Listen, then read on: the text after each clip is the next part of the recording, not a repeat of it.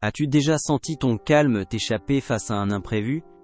T'es en retard à cause d'un embouteillage, et tu te surprends à consulter ton téléphone toutes les 30 secondes, le cœur battant, imaginant déjà le pire. Une remarque d'un collègue te blesse, et tu passes la soirée à rejouer la scène dans ta tête, te demandant ce que tu aurais dû répondre. Une trahison te hante, te réveillant à 3 heures du matin avec des pensées qui tournent en boucle, te donnant l'impression que tu ne t'en sortiras jamais. Ce sont ces moments où tu as l'impression de perdre pied, où ton cerveau s'embrouille, où tu rumines sans pouvoir t'arrêter. Aujourd'hui, je vais t'apprendre à ne plus jamais laisser ces situations te voler ta sérénité. Nicolas Machiavel, ce maître de la stratégie, nous a laissé des leçons puissantes pour rester calme en toutes circonstances. Pour devenir un prince au sens métaphorique. Quelqu'un d'inébranlable émotionnellement, qui ne laisse jamais les circonstances affecter son état intérieur. Machiavel disait qu'un prince, c'est celui qui garde la tête froide, peu importe ce que la vie lui envoie.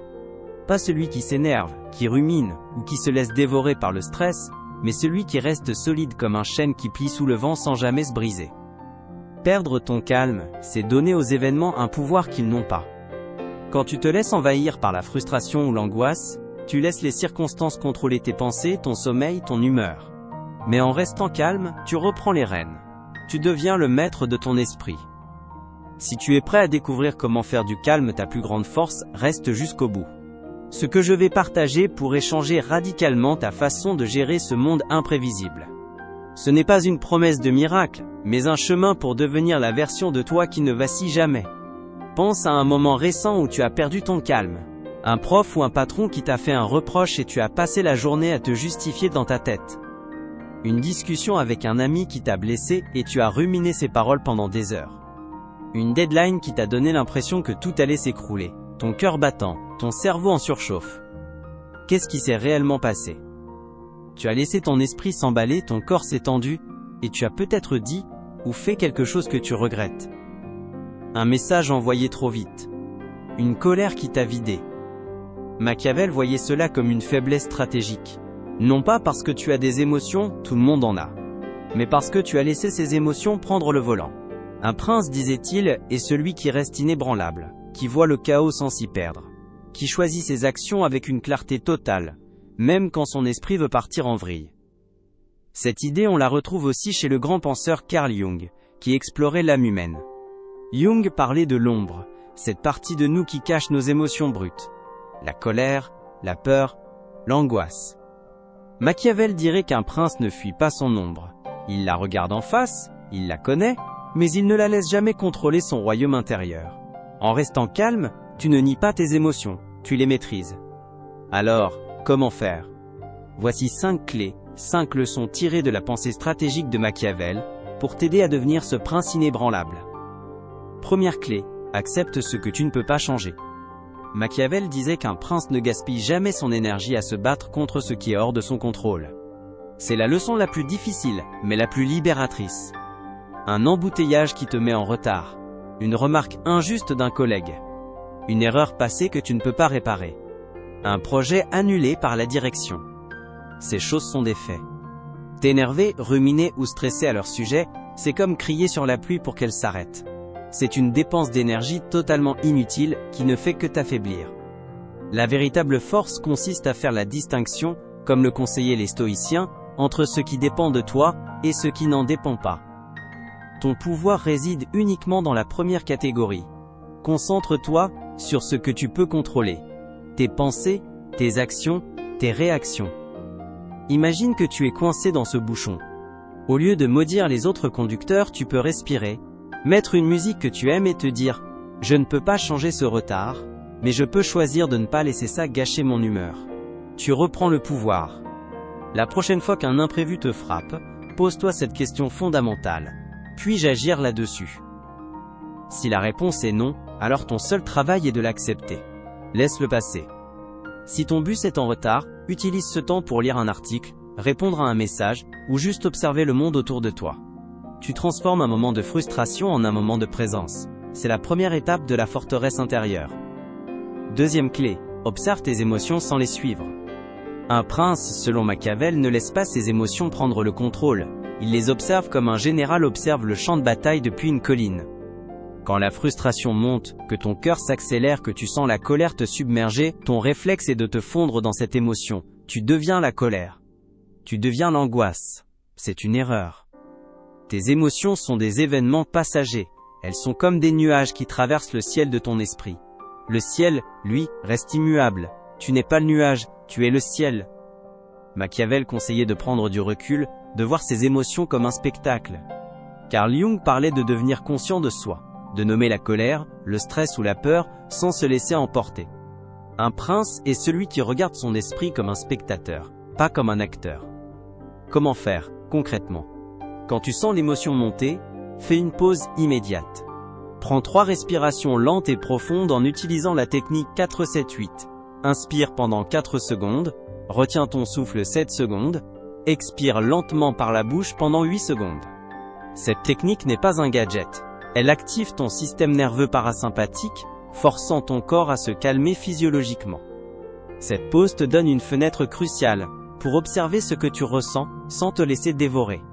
La prochaine fois qu'une remarque te blesse ou qu'une deadline te stresse, dis-toi « Ok, je ressens de la colère. C'est une information, pas un ordre. » Ce détachement est la marque d'un esprit princier. 3e clé, utilise le silence pour rester solide. Machiavel disait que le silence d'un prince est souvent plus puissant que n'importe quel discours. Quand une situation te pousse à bout, ton réflexe est de parler.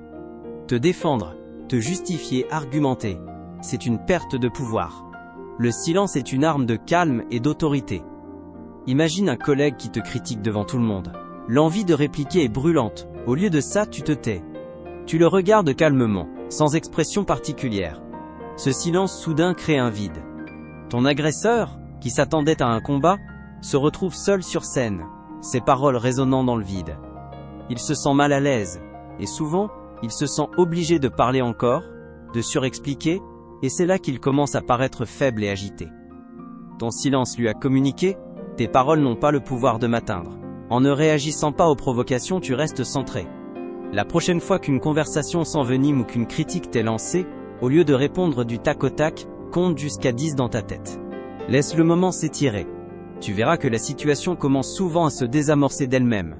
Celui qui maîtrise le silence, maîtrise son humeur. 4e clé, change la façon dont tu vois les choses. Un prince, disait Machiavel, ne se laisse jamais enfermer dans le rôle que les autres ou les circonstances veulent lui donner. Il est le maître du récit.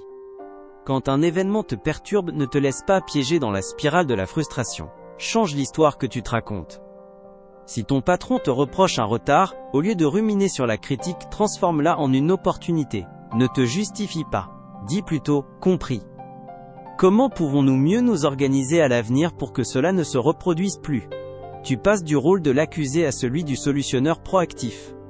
Si un ami annule un rendez-vous à la dernière minute, au lieu de te sentir vexé, vois-le comme un cadeau.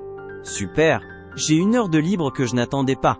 Comment puis-je l'utiliser pour moi? Tu transformes une déception en une opportunité. Machiavel appelait cela la stratégie du cadre. Tu ne subis pas les événements, tu les redéfinis pour qu'ils te servent. Face à chaque galère, pose-toi la question « Comment puis-je voir ça autrement pour que ça me renforce ?» Si un projet échoue, au lieu de te dire « J'ai tout raté », demande-toi quelle est la leçon la plus précieuse que j'ai apprise ici. Tu ne laisses pas l'échec te définir, tu l'utilises comme un carburant. 5e clé, ancre-toi dans la gratitude. Machiavel disait qu'un prince trouve de la force là où les autres ne voient que des difficultés.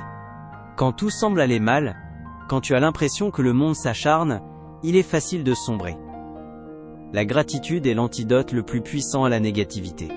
C'est une discipline qui ancre ton esprit dans le positif. Imagine que tu es de nouveau coincé dans cet embouteillage. Tu sens l'énervement monter. Au lieu de te focaliser sur la frustration, cherche activement une chose, même infime, pour laquelle être reconnaissant. Je suis en sécurité dans ma voiture. J'ai un moment pour écouter ce podcast que j'aime. J'ai un travail où aller. Ça peut sembler simpliste. Mais cet acte, délibéré de changer de focus, court-circuite la spirale de la colère. Ce qui te définit, disait Machiavel, n'est pas ce que tu perds, mais ce que tu choisis de voir. Chaque soir, avant de dormir, prends 2 minutes pour noter mentalement ou sur papier 3 choses pour lesquelles tu es reconnaissant dans ta journée. Un repas que tu as apprécié. Un message sympa. une tâche que tu as terminée. Cette habitude est comme un entraînement pour ton esprit. Elle le conditionne à chercher le positif, même dans le chaos, te rendant plus résilient. Même face aux blessures profondes, comme une trahison, cette discipline s'applique. Nelson Mandela, après 27 ans de prison, aurait pu laisser la colère le dévorer. Il a choisi la réconciliation, non seulement pour son pays, mais pour sa propre liberté d'esprit. Car la rancune est un poison que l'on boit, en espérant que l'autre meure. Face à une trahison, accepte la douleur, écris tout ce que tu ressens pour extérioriser le poison. Puis, pose-toi la question, qu'est-ce que je peux faire maintenant pour avancer? La réponse te redonne le contrôle. Un prince regarde devant, pas derrière. Le calme n'est pas un état passif, c'est une discipline active, c'est l'art de rester inébranlable. En acceptant ce que tu ne peux pas changer, en observant tes émotions, en utilisant le silence, en recadrant les situations et en pratiquant la gratitude. Tu ne fais pas que survivre aux tempêtes de la vie. Tu deviens un prince de ton propre esprit. La prochaine fois qu'un événement menace de te faire perdre ton calme, prends une respiration, redresse-toi et choisis ton silence. Écris dans les commentaires « Je choisis le calme » pour marquer ton engagement à vivre selon ces leçons. Abonne-toi, active la cloche et partage cette vidéo avec quelqu'un qui a besoin de ce conseil. Dans un monde qui veut te faire craquer, le calme est ton armure. Mets-la et reste solide.